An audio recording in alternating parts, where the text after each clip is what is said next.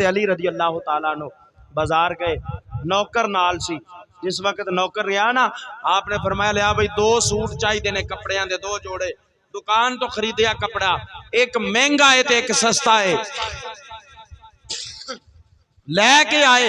घर पहुंचे तो फरमाया लिया भी बेलिया मेरा मैनू दे, अपना तू रख लै। उन्हें दिल दे विच ख्याल किया कि मौला अली पाक सरदार ने, मेरे मालिक ने, ते मैं नौकर आ चंगा सूट इन्हां देना, ये पाणगे, अपने वास्ते ना खरीदिया होना है ते माड़ा मैं रख लेना, मैं नौकर चू होया।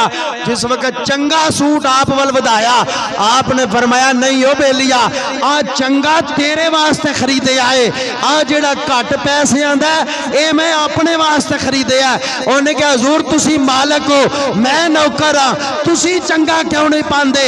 आपने फरमाया तू जवान है, मैं बुढ़ा हो गया वा, ओ मैं माड़े पा के भी गुजारा कर लवांगा, तेनू चंगे पाने चाहिए ने। फरमाया मैं माड़े पा के भी टाइम कढ़ लवांगा, तेनू चंगे पाने चाहिए ने। हजरात गिरामी ऐ वे अल्लाह दे वलियां दा दरस, ऐ वे अल्लाह दे नेक बंदियां दा दरस।